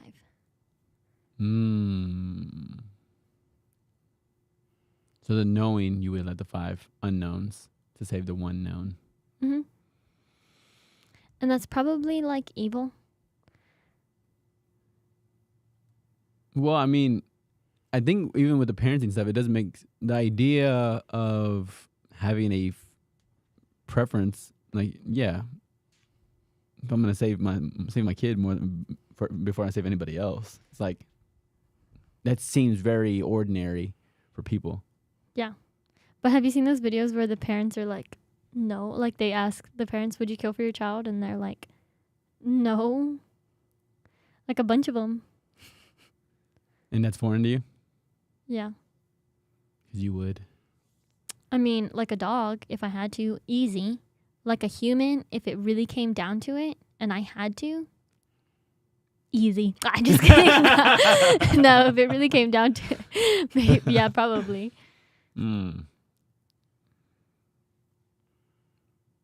What about those movies and situations where you have to your kid did something? I think mom was asked about the show Bloodline, and what you would do if your kid had committed some crime. Would you rat him out to the police, or would you help him to? I'd turn him in. You would. Yeah. What if he said? What if he said there's more to the story, but he knows that he said there's more to the story and there's a better side of it. Ultimately, he did something. He did the bad thing. What would you do? Then what? Tell it to the cops, buddy. For real? Well, I mean, he could tell it to a lawyer. I mean, I'll get him a lawyer. Mm. And if he's right, then the lawyer should be able to get him off. He doesn't have to talk to the cops. He can talk to a lawyer. But at the end of the day, What if he's like a whistleblower and it seems like it's like a corrupt situation that's happening? Well, okay. What if he said he didn't, but it's framed and he's like, Mom, it absolutely looks like I did. okay, he's framed. We can still talk to a lawyer, but maybe we'll sneak him out. Mm. The country. Mexico? Yeah. Maybe. Yeah. I had a whole bunch of other topics, but I think they're more connected to watching the videos. So example would be, you see the Kansas City Chiefs speech, the kicker, his speech to women, how they should be proud of being homemakers. No. Okay, well that's something maybe we could do. I mean, it's not like new news, but I was just curious on your take on it because of I think there's people were like getting all crazy about it because they're like, what? Why would he say that at a graduation? It was a Catholic university. He's Catholic, so he's talking about. Oh, I did see it. He's wearing a suit. He's not wearing a jersey. I don't know what he's wearing. I think I did see. And then I liked the video. wait, which one? Criticizing him or what he was saying? No, what are we saying? I'm on the You're on the red pill side. yeah. Okay, Scarlett Johansson with the AI voice. If your voice was used against your will, for an AI machine. Am I getting paid? Nope. Mm-hmm.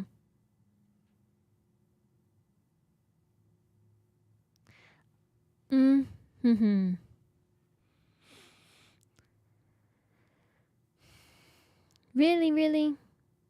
I don't know. I don't know if I'd care. Probably.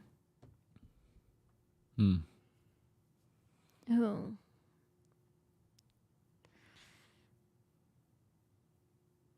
I don't know. How would you feel? I feel like I'm not sure if it would matter. Yeah. Have you seen? Well, you probably. Oh, haven't. but she said no. They asked her if she would be the voice. She actually said no, but they still used a voice that was really close to hers. Now, would you care if they asked you? You said no. I don't want my voice to be used in that I would setting. be annoyed. You know who sounds really similar? To who? You? No, two people who sound really similar. Jonah Hill's in that movie War Dogs, and there's another guy in that movie with him, and they sound exactly the same to me. Like if you close your eyes, you can't tell who's talking. Jeremy and I we were watching it because we just wanted to watch a movie, and there was only Netflix, and I think it was on Netflix. And we were both on our phones, so we were just playing background noise. We were both on our phones, and we're like, who is talking? They're talking to each other, but they sound the same. So really, voices can sound super similar. So. Yeah. What does it matter? Gotcha. Were they gonna pay her if she did it? I think they were. I mean, I don't know. I suppose. But if she didn't want it done, and then so the thing about it is they said they hired somebody who sounded like her. Which is, so it's not technically her voice. It just kind of sounds like her voice. Well, I mean, that's not illegal. Because it's technically somebody else's voice that's giving permission. Yeah. But for her voice to be the criteria, Yeah. the rubric. Yeah. What if it was your son and they took his voice?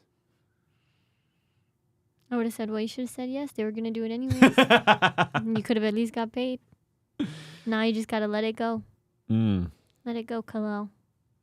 Okay, so game today. Is our lineup out yet? I don't know. Oh, maybe. Check.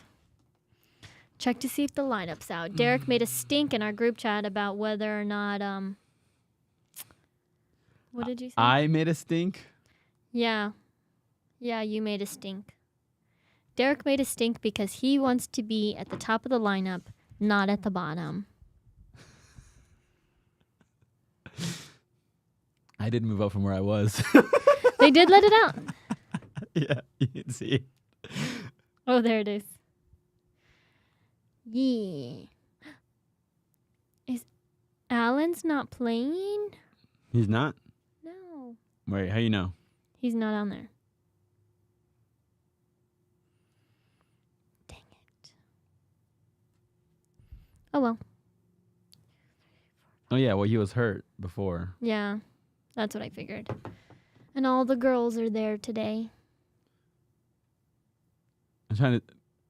Wait, so what's your perception of me in the group chat? What's your honest feedback that you would say at my funeral about me in the group chat? You're like, Derek was a... Big brother bully. Big brother bully? But the only person I try to not bully, is because Jordan explicitly said he likes to talk trash. That's like the first few, maybe 3 times I interacted, he told me he loves to talk trash. I'm like, oh, cool. I like to do that too. So you'll be my main target. And he's good. When somebody's good in the sport or whatever it is, I feel like it's easier of a target because you're not picking on somebody who's bad. Yeah. But anyway, keep going. I didn't want to dissuade you from your opinion. So I'm a bully? I'm not dissuaded. So I felt like the only argument could be if I'm a bully to Jordan, but Jordan, if he explicitly says... No, I think you are to the whole team. I think the whole team feels like, oh. I feel like you apply the pressure to everyone on the team.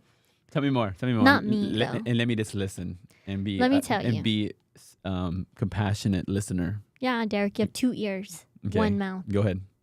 All right. So, Derek posted in our group chat, about our lineup, right? So I feel like it just makes everything more intense. You know, I was thinking if we did start keeping track of everybody's stats, would we all be ranked?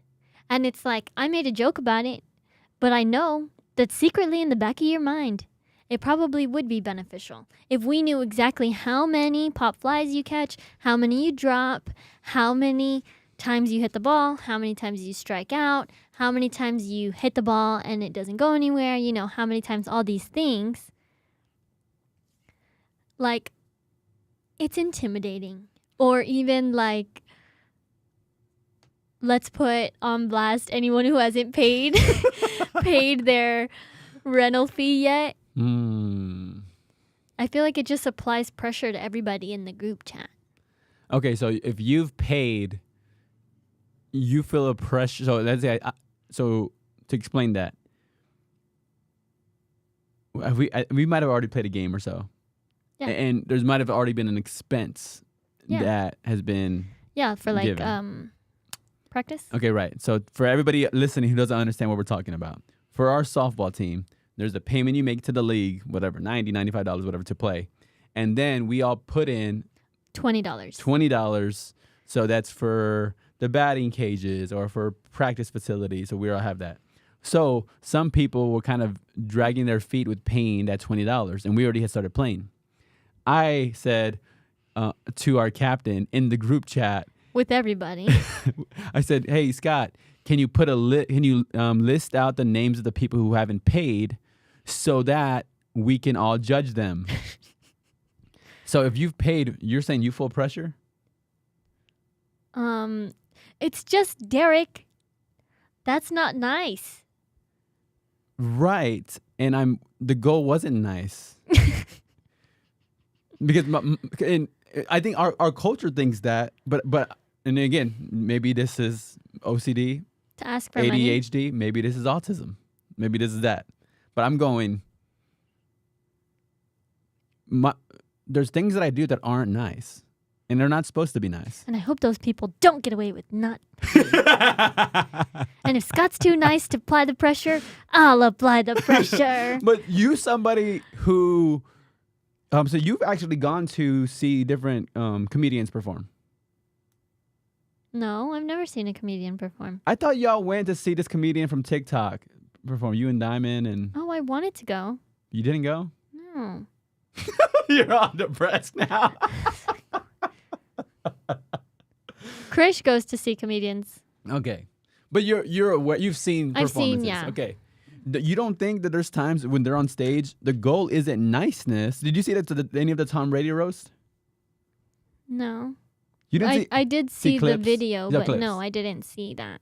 I saw the commercial that there was going to be a Tom Brady roast. Who are you? Do you not? Okay, it has to be on your side. So there was no Tom Brady clips. I saw a commercial on TV when Jeremy was watching the basketball game. Okay, wow, that's okay. Anyway, comedian, you don't think there's times on stage they're not going for nice, they're going for something else? Yeah. Like nice isn't part of the equation. Yes. Okay. So you said your thing was that's not nice, and I'm like, correct, but give me more. If you're saying it was, so you're saying it was excessively harsh? Was it harsh? Maybe. Yeah. It's a little harsh. Wait. It's harsh to throw out the idea of doing it and even saying JK? Did JK doesn't take anything away? I guess. Yeah, I guess it does. Did you say JK? I don't remember. Well, for a split second there, everybody's heart was racing. Oh, God.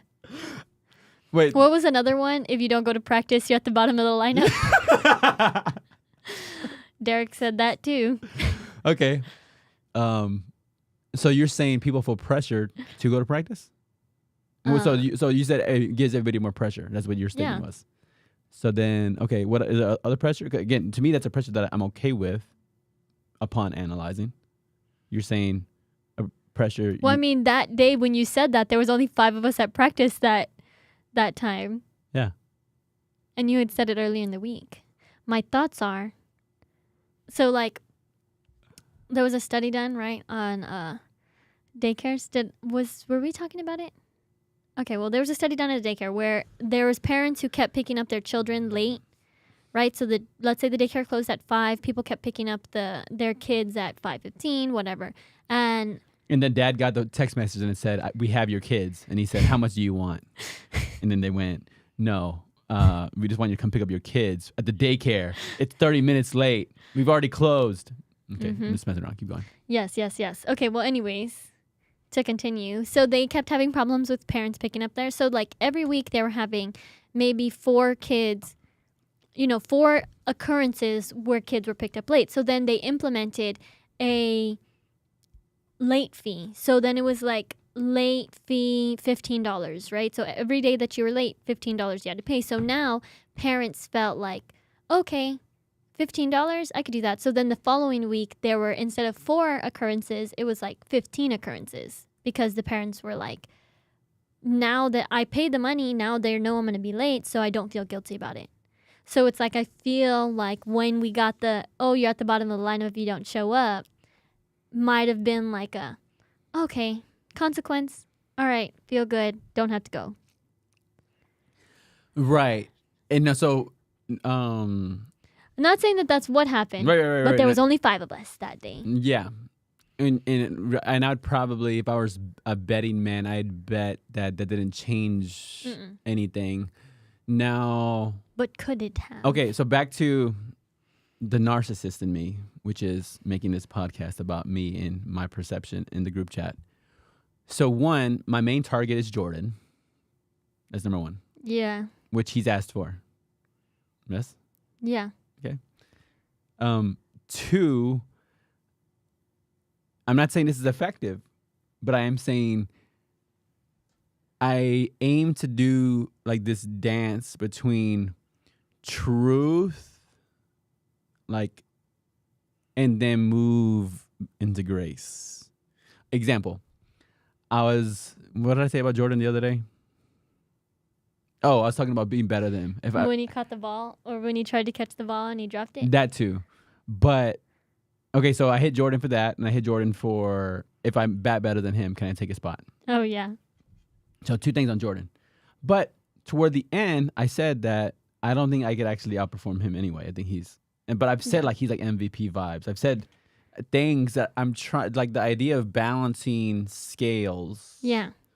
Is what I try to do, to be able to say something that is sharp. Maybe that'll be my word. Not harsh, but sharp. Say something sharp, but then being able to have something soft. To counteract it? Yes. Eh. So example would be when I said you missed practice, you're the bottom of the line, right? Then Scott said he was out. You said Scott back of the line. And now I'm going, my brain, let me go soft. Oh, let me say why maybe Scott shouldn't be held. Yeah, because Scott said he wasn't going to be. Right. So I was like, well, Scott's done so much. So I went soft. So that was harsh or sharp, and then I try to go soft. Yeah. I'm not saying I'm not saying it means anything to anybody.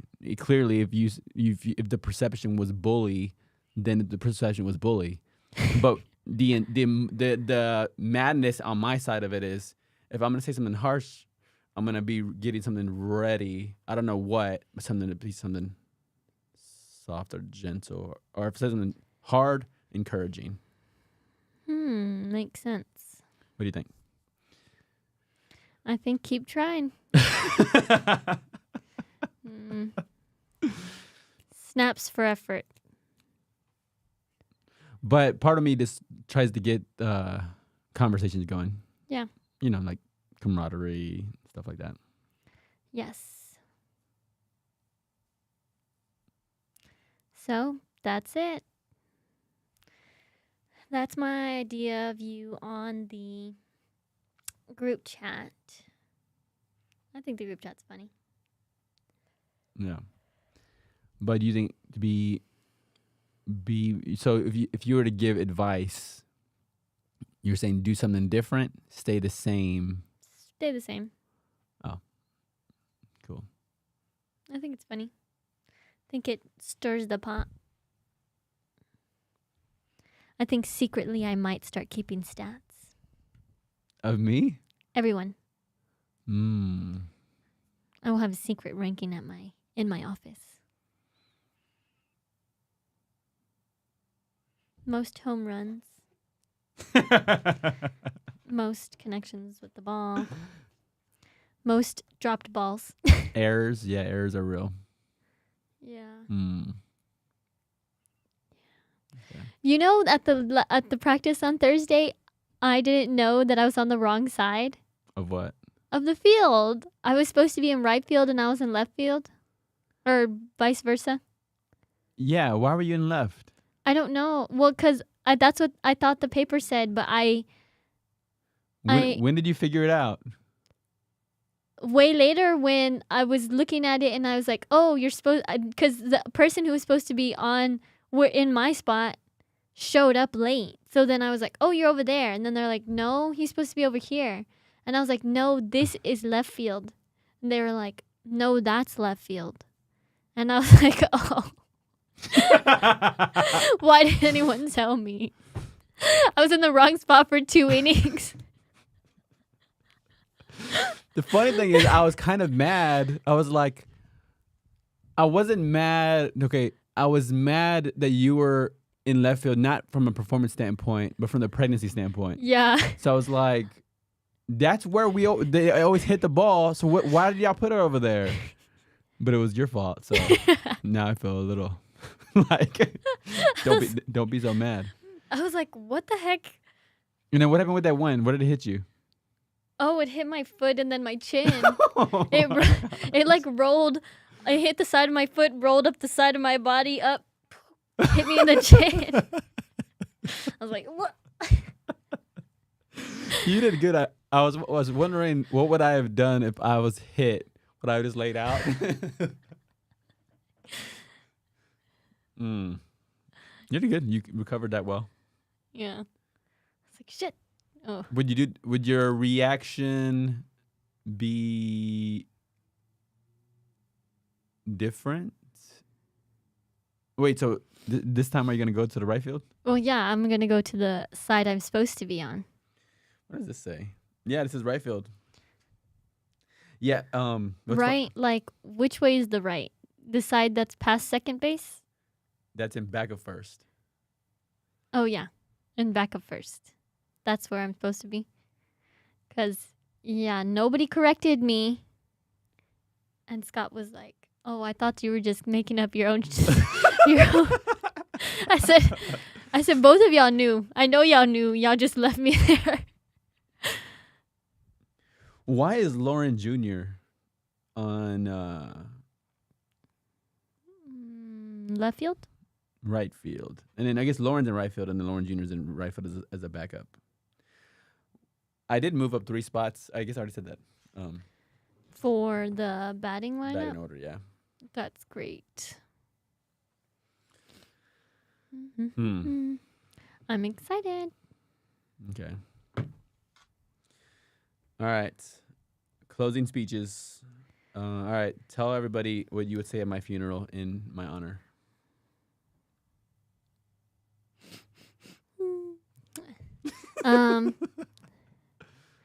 Derek was my big brother. And we always had pretty up relationship, except one time when I thought he was rolling the window up on me in the car, but really I was stepping on the window buttons. But I believed he was trying to kill me because he was not always a great, honest person. Is this like from like when you were like 3 or what is going on? What are you talking about? Yes. This memory barely comes out now at the funeral. I think about it sometimes, but I don't tell anybody because I don't want Derek to tell me that my memories are false. So that's why I saved it all the way for the funeral. Oh, okay, this is good. This is good. Sorry, commercial break from your funeral speech is okay. So I know we had a few. I wonder if I wrote these down. Your brain is all over the place right now. Get it together. The name for our podcast. So we were talking about always sure, often or never wrong. But I was wondering because gaslighting is so relevant right now. And so gaslighting as defined as challenging somebody else's reality or perception or whatever. But I feel like that's what I almost always do in life. Because you think other people's reality is wrong? Because maybe it was a class I took in college. But they talked about how eyewitness accounts in the court of law are among the weakest forms of testimony that could be had because people's memories are faulty. And there's the thing about taking a college course is in your textbooks, they're citing the studies or the articles all the time. That's where you'll see the sites, the parentheses, and the authors mention the date. But it's a really powerful persuasion thing because you go, oh, if they're saying this, and then they mention the article, even if you don't ever go read the article that they're actually mentioning, it makes it really, really believable. So, I'm acknowledging that. So anyway, all I'm saying is in this specific chapter of the book, they were talking about how people's memories of the past are so easily manipulated. And you could, this has been documented in different shows and stuff like that, but that's why when criminals or alleged criminals are arrested and then the police can literally talk them into a memory of doing it, even they're completely innocent. So this has been done and it has been documented. Anyway, all of that to say is, if you're aware of this, this is maybe that ADHD mind. If you're aware that people's memories are so easily flawed, and in somebody that you're in a conversation with so willingly appeals to their memory of an event, and again, some of the scholarly references that it's just not true. Like, people don't have that strong of a recollection. And I even thought about doing this on the podcast, playing a game. Like, let's do a memory game. Like, whether it's I was gonna say maybe you should like pick 3 words and see if I can remember what the 3 words are. Or even if I told you a story like, okay, the boy jumped into the car, jumped into the boy with yellow hair jumped into the blue car with red wheels, and then let's say it gave you, a number of colors and the numbers inside the story, and then I went back and asked you for a number of how many people were in the car or what color were the wheels, and just the story that I just gave you, you would go. I would imagine you wouldn't be able to do it accurately, depending on how many details I gave you along the time. Now, then, if we did that across episodes, okay, now the episode I gave you did just 7 days ago, and then you're like, how am I possibly going to remember those details from that story? And I'm like, exactly. Like, so anyway, all of that to say is, that doesn't really prove anything, because a lot of times memories are emotionally embedded, and that story wouldn't necessarily give you an emotional response. Anyway, all of that to say is, back to the idea of gaslighting, and I said I virtually gaslight all the time because I don't believe in people's validity in memory recall. Yeah. Because of what I've read. Yes. And because of what I see in myself. Because I do it too. Again, I'm not immune to faulty memories. I thought I remembered it this way, and then it ends up being something different. Okay, cool. I was wrong. Like and a lot of people are like, "Oh, you have such a great memory," and I'm like, "Yeah." Like, if I'm aware of how often I'm wrong, and I'm in conversations with other people and see how often they're wrong, and I have some of the research that I've read across, then I go, yeah, like memory recall isn't something that I rely heavily on. Yeah. So back to podcast name. I think that one's like Permission to Gaslight or something. So if you say something, Permission to Gaslight? Sure. No, but anyway, I think I had a few names. Maybe I could pull it up real quick. Let me set the scene. Go ahead. We're leaving a restaurant. And Derek runs and gets in the car. Oh, wait. No, maybe he's already in the car. Derek's in the car. I'm in the car. I'm standing on the armrest of the door. How old do you think you are? Small enough to do that. 2? 3, maybe. Okay. Standing on the armrest, my body out the window. I am guessing Mom getting into the front, and the window starts to roll up. I'm convinced you're doing it to kill me. That's it. But then you found out it was you. Yeah, because I was stepping on the button. Yeah. But the thought that I could genuinely feel like it was probably you, our relationship has come a long way from me thinking he was trying to kill me. The unfortunate thing about maybe it's fortunate is no, I you're gonna go through this as a parent, I'm sure. And maybe it's unfortunate that you were not gonna have a big sister experience like I've had a big brother experience with you, because what's fascinating about it is the number of, maybe it's the same thing as parenting, maybe it's a little different. It has to be similar. Oh, but this number of times you do something to support them or help them or feed them or whatever. Like all of these things that you could like add up of like, what? How could you ever think that? You know what I'm saying? Because like all of these things that you've done for your son. Yeah. And then like for him, they go through the process of, what is it called? They glorify you. And then it's glorification. Villainize. Humanize. What's the first one? I might have boxed you. Idolize. Yeah, they idolize. Villainize. Humanize. Yeah, you told me that. Yeah. So when Khalil goes through the period of villainizing or demonizing you, whatever concept that was, what that's like. I remember that time you left me my diaper all soiled forever. We were at in the middle of the highway. What was I supposed to do, Kalel? No, I'm just kidding. Right. No, but like things like that. Yeah. Of Villainize? yeah, just the villainized experience when sometimes things aren't really that bad as people make them. But yeah, okay, yeah. So we have always sure, never wrong, always sure, often wrong. Tranquila. The other one is Madre Millionaire. The other one is Winder Up Podcast. And the other one is Permission to Gaslight. I like Permission to Gaslight. It's relevant. It's a relevant phrase right now. Yeah. I think it's kind of funny too. Yeah, me too. All right. So you said some nice things. You brought up a memory that I didn't even do you wrong, but you thought I did at one point, a few seconds of your life. But you took ownership.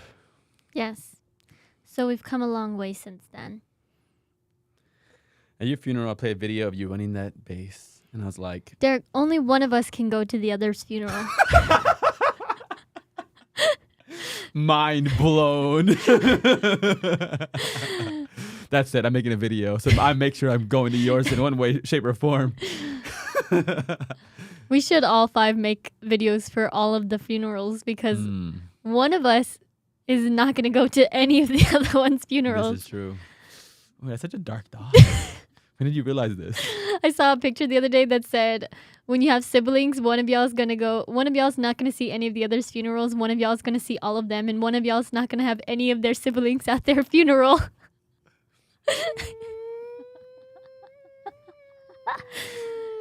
I always figured since I was born last, I would be the last. But I don't know. You know, anything could happen. I don't know. What could be affecting that possibility? What do you think could be affecting it? I think I still think y'all are significantly older than me and Pops. And if it comes down to whose liver's better out of mine and Pops, I think mine is. Liver? Yeah. I think I could be one of those people who dies because of they exercise too much. Oh, yeah. I've seen that happen. But who knows? Okay, so what we're talking about funeral. Dang, that's such a dark thought. But I'm glad we're Are you going to play a video at my funeral then? Oh. This is what I did. Oh, I played a video of that baseball hit. And I was like, this is how Amy entered heaven. And she's going like this running. Dun, dun, dun, dun, dun, dun. And your hands. And then you hit home base. And you're like this. And then I was like, and this is her face when she looks at Satan in hell. And then she does this. And then that's when you do that. And then that's when she beat him and she made it into heaven. And that's what I view her experience of walking into the pearly gates, what that's like. And we had a podcast that we have many episodes that you can listen to preserve her memory. Derek, your funeral is going to be so long. Everybody's going to want to talk. Tell me more. So tell me more. Let me be a narcissist and make this about me again. Like I'm thinking about it right now, and I'm like, oh man, if everybody that loves Derek is gonna I'm thinking right now, am I really gonna make a speech at Derek's funeral? Okay, because he's gonna have kids. He's gonna have. Yes, you prophesied plural kids. He's gonna have Angelita. You know, he's gonna have that already. 3 speeches at least. Then. If your siblings give speeches, if you're the first to die, that's, 4 more speeches. Yeah. Then you have so many friends that are going to be like, they need to give a speech. I just know it. So it's like, are we going to sit there for 4 hours of speech? Well, how many funerals have you been to? Have you been to a lot? 5? No. Less than 5? 1? I don't like going to funerals, Derek. Have you been to any? Yeah, I've been to funerals. Like 2. Have you been to viewings the day before? Like rosaries? Católicas? Okay. Well, the reason I just bring it up is because you have a whole evening the day before the actual funeral for friends, family to share. So it's like a 2-day event. Thank goodness. But I don't know. It's who knows? Oh, so the actual day, there's only gonna be one speech done. I mean, I feel like siblings. 1, 2, 3. Yeah. Okay. Well, the thing about it is the funny crazy thing is, if I continue building relationships with my siblings and their kids, you know what I'm saying? Like, will Milo want to give a speech? You know what I'm saying? Jackson, you know what I'm saying? And will Kalel want to give a speech as far as we're bonded like that? You know Yeah. what I'm saying? Like, and you just go. But I have there's people that I've interacted with that they've it's all planned out. Wow. Like who are speaking, the music playing, all of that. Wow. If I die, just do whatever.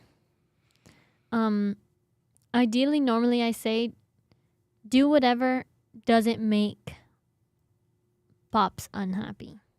So, like, if Pop says, cremate me, cremate me. If Pop says, bury me, just bury me. If he says... That's pretty powerful, that his happiness is the most paramount factor. Because I feel like emotionally, everyone else will be okay. But I feel like Pops would not be okay if I died. But maybe that's just me being selfish and egocentric also. But yeah, I don't... There's sufficient evidence for that. I don't want, him to be like, why are y'all burying her? Why are y'all cremating her? Just do whatever is going to make him happy. I was like, Pops, here's what we're going to do. We're going to cut her in half. And you can do what you want with your half. Straight down the middle. That's funny.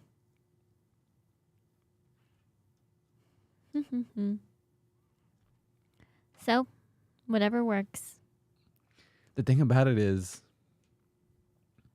nowadays, do you just make a Facebook announcement? That you're dead? Yeah. I guess. Yeah, I think there's like a something you can put on there, like who can access your account in the event of your death. Yeah, right, like a legacy plan. Right. So I was just wondering, how would people tell all of the people that I want to know that I'm dead? Because there's some ideally people... you'd have a list and send out like a letter, something maybe more meaningful. A letter to every person? Well, I'm just saying, like, not everybody's gonna be on Facebook, not everybody's gonna be on Instagram, not everybody's gonna be on email, not everybody's gonna be at church when they make the announcement, not everybody's, you know what I'm saying? Like, I mean, they'll find out eventually. Mom recently said that somebody that she knew in her past passed away, she thinks. She didn't want to dig into it too much. Because she didn't want to make herself sad. And she was like, oh, we had a falling out and we never fixed it.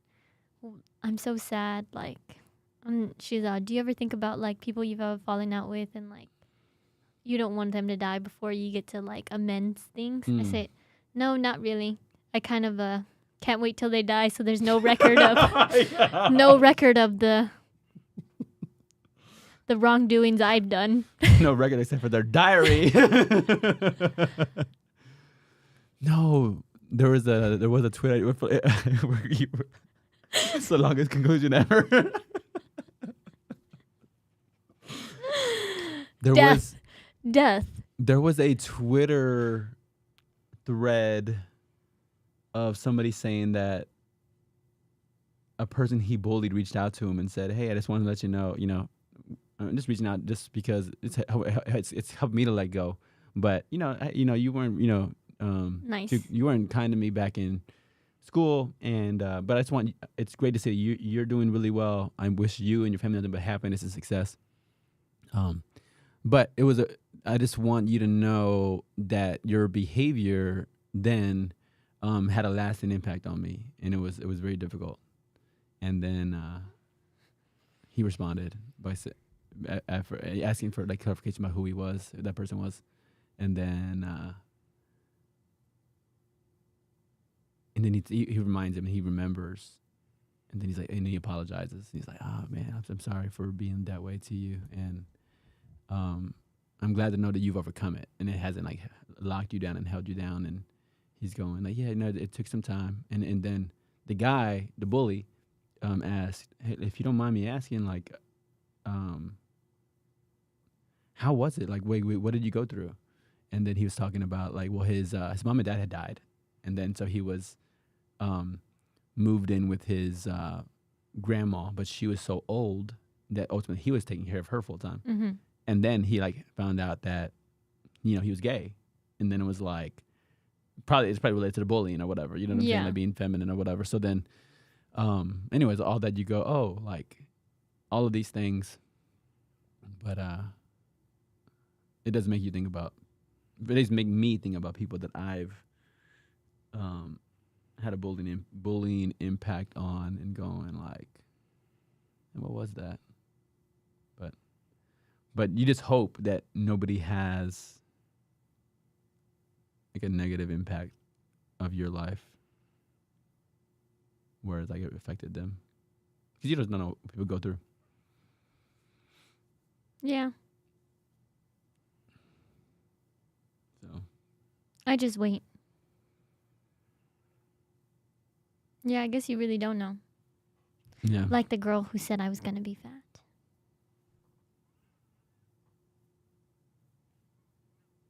Bully. Yeah. Has it affected me long term? I don't know. Probably not. I don't know what constitutes an eating disorder. But I mean, I know I'm pregnant right now, so like, you know, the nauseous and stuff, that's not on purpose. And I don't do that when I'm not pregnant. But eating the 4 fruit roll-ups in the morning, probably not good. Sorry. I'm laughing because there's, you know, when things go through your brain, you're like, oh, I'm not going to do this or say this because this is like bad timing. Because when you said, I don't think her comment has affected me now, the first thing I thought was, and then you actually come and bring up vomiting, but it's because you're pregnant. Okay. All right, everybody. Well, thank you for tuning in to another episode. Permission to Gaslight. All things death and dying. All things. And sibling related. All things narcissism, autism, ADHD, OCD, life. And probably only semi-correct. But that's what we're here to do. Gaslight. All right, everybody. We'll see you on the next one. Thank you. Wait, let me put our music on.